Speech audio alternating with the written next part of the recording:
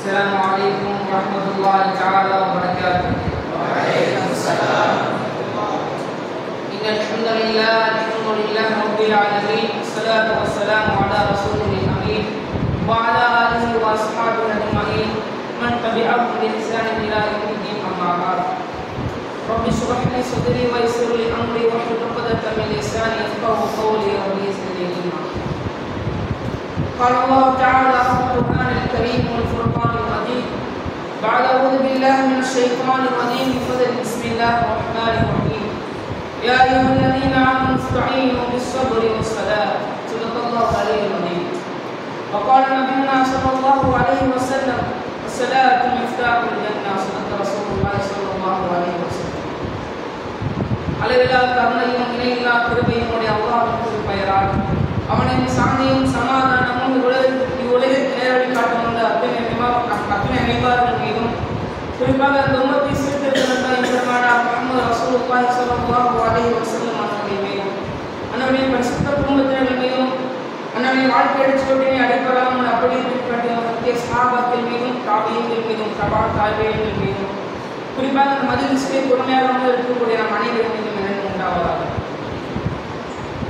உலகத்திலே இஸ்லாமியர்களுக்கு எதிராக இஸ்லாமிய வெறுப்பு பிரச்சாரம் நடத்தப்பட்டு வருகின்றது.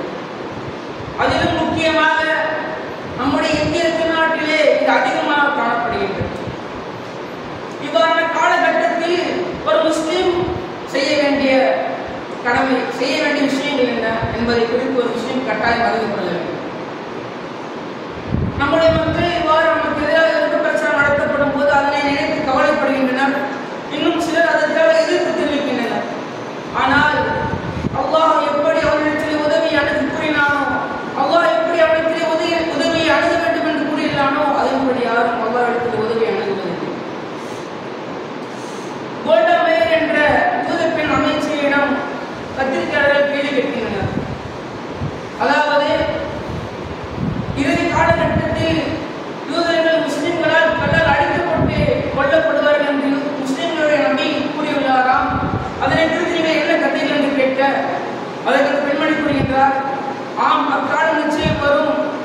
மீண்டும் கேட்கிறார்கள், அந்த காலம் எப்போது வரும் என்று கேட்டதற்கு அந்த பெண்மணி கூறுகின்றார், எப்பொழுது முஸ்லிம்கள் ஜும்மாவுடைய தொழுகைக்கு ஒன்று திரண்டு வருவதை போன்று ஃபஜ்ருடைய தொழுகைக்கு ஒன்று திரண்டு வருகின்றார்களோ அக்காலகட்டம் வரும் வரை நாம் அஞ்ச வேண்டியதில்லை என்று கூறுகின்றார். அந்த பெண்மணியுடைய மதிநுட்பத்தை நாம் கவனிக்க வேண்டும். அந்த பெண்மணி இஸ்லாமியர்களை எவ்வாறு எடை போட்டு வைக்கிறார் என்பதை நாம் கவனிக்க வேண்டும். அன்பானவர்கள்,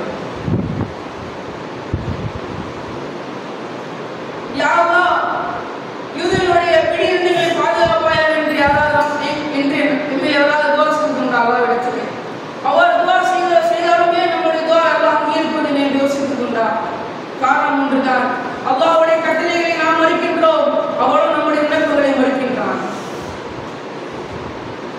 ஸல்லல்லாஹு அலைஹி வஸல்லம் கூறினார்கள், அஸ்ஸலாத்து மிஃப்தாஹுல் ஜன்னah.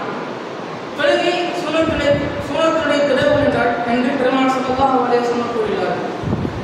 ஆனால் நாமோ அப்படிப்பட்ட தொழுகையை விட்டுவிட்டு அழுகையை மேற்கொள்வதால் என்ன பயன் என்று நாம் யோசிக்கப்பட கடமைப்படணும். அன்பானவர்களே, இன்று இஸ்லாம் நம் வரை வந்ததற்கு காரணம் என்னவென்று சொன்னால், நம்முடைய முன்னோர்கள் தொழுகையை நிலைநாட்டிய காரணம் தான். அவ்வாறு நிலைநாட்டியதால்தான் இன்று நம்மை இஸ்லாம் வந்தடைந்துள்ளது. அல்லாஹ் ரப்பல் ஆலமீன் திருமறையிலே கூறி காட்டும் பொழுது, யா அய்யுஹல்லதீன ஆமனு இஸ்தஈனு பிஸ்ஸப்ரி வஸ்ஸலாத். ஈமான் கொண்டவர்களே, அல்லாஹ்விடத்திலே தொழுகையை கொண்டும் பொறுமையை கொண்டும்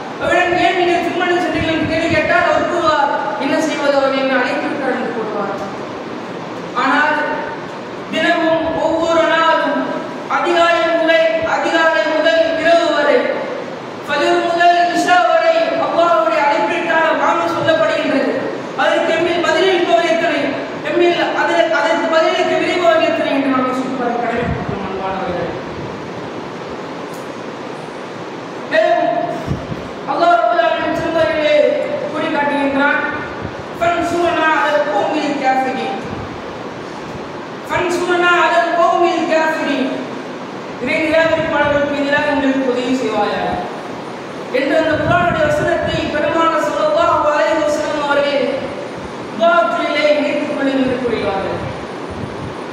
இந்த துஆவை குறித்து நாம் என்றாவது சிந்தித்து கொண்டா, இதனுடைய பின்னணியில் என்ன உள்ளது என்று நாம் சிந்தித்துக் கொண்டா, நினைத்துக் கொண்டா?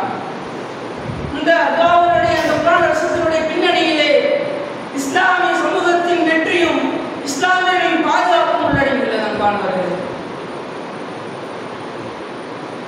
நபி ஸல்லல்லாஹு அலைஹி வஸல்லம் அவர்கள் ஒரு விஷயத்தை தினமும் ஓதுங்கள் என்று சொன்னால் அதை வெறும் அவர்கள் நன்மைக்காக மட்டும் கூறவில்லை, நம்முடைய வாழ்க்கையை அமல்படுத்துவதற்காக தான் பெருமானார் ஸல்லல்லாஹு அலைஹி வஸல்லம் கூறுவார்கள். ஆனால் நாமோ குர்ஆனை கொண்டும் துஆக்களை கொண்டும் தொழுகையை கொண்டும் பள்ளிவாயில்களை அலங்கரிக்க தயாரில்லை. ஆனால் வீதியில் இறங்கி கூச்சலிடுவதற்கோ, வீதியில் இறங்கி போராட்டம் செய்வதற்கோ, வீதியில் இறங்கி ஆர்ப்பாட்டம் செய்வதற்கோ, வீதியில் இறங்கி பிரச்சாரம் செய்வதற்கோ தயாராக உள்ளோம். அப்படி என்றால் எப்படி அல்லாஹ்விடத்தில் நம்முடைய உதவி கிடைக்கும்? அல்லாஹ்விடத்தில் இருக்கிறோம் என்று வேண்டும். அன்பானவர்களே, அல்லாஹ் ரப்பல் ஆலமீன் திருமறையிலே கூறி காட்டும் பொழுது இன்சுகுல்லாஹ் ஃபலா காலிப லக்கும், அல்லாஹ் உங்களுக்கு உதவுவானாகில் பிறகு எந்த சக்தியும் உங்களை வென்றிட முடியாது. மயஃகுலுக்கும் ஃபமன்தல்லதி யன்சுருக்கும் மின் பஅதி, அதன் பிறகு மேலும் உங்களுக்கு அவன் உதவி செய்யாவிட்டாலோ அதன் பிறகு உங்களுக்கு உதவக்கூடியவர் யாரும் இல்லை. வஅலல்லாஹி ஃபல்யதவக்கலில் முஃமினூன், வஅலல்லாஹி ஃபல்யதவக்கலில் முஃமினூன். எனவே வாய்மையான ஈமான், வாய்மையான முஃமின்கள், இறை நம்பிக்கையாளர்கள் முழுமையாக அல்லாஹ்வை சார்ந்திருக்கட்டும் என்று அல்லாஹ் ரப்பல் ஆலமீன் வசனத்தை வலியுறுத்தியுள்ளார். வசனத்துடைய கருத்து என்னவென்று சொன்னால், அல்லாஹ் ஒரு மனிதனுக்கு ஒன்றை கொடுத்து நாடிவிட்டான் என்று சொன்னால் அந்த அல்லாஹ்வின் நாட்டத்தினை இந்த உலகமே ஒன்று தின்று தடுக்க வந்தால் அவர்களால் தடுக்க முடியாது என்பதாகவும், மேலும் அல்லாஹ் ஒருவனுக்கு ஒரு விஷயத்தை விட்டு தடுத்து விட்டான் என்று சொன்னால் அதனை இந்த உலகமே ஒன்று திரண்டு வந்து கொடுப்பதற்கு வந்தாலும் அதனை அவர் கொடுக்க முடியாது என்றும் அல்லாஹ் குர்ஆன் கூறி காட்டுகின்றான். அந்த வசனத்தினுடைய இறுதியிலே மூமின்கள் அனைவரும் அல்லாஹ்வின் மீது முழுமையாக சார்ந்திருக்க வேண்டும், அல்லாஹ்வின் மீது முழுமையாக பொறுப்பை தவக்குல் வைத்திருக்க வேண்டும் என்று அல்லாஹ் ரப்பல் ஆலமீன் கூறி காட்டுகின்றான். நீ வரக்கூடிய காலங்களில் அல்லாஹ்விடத்தில் பொறுமையை கொண்டும் தொழுகையை கொண்டும் உதவி தேடப்பட்ட மக்களால் அல்லாஹ் ரப்பல் ஆலமீன் ஆக்கியக்கூடியவனாக வாஹிதுவான் அல்ஹம்துலில்லாஹி ரப்பில் ஆலமீன். அஸ்ஸலாமு அலைக்கும் வரஹ்மத்துல்லாஹி தஆலா வபரகாத்துஹு.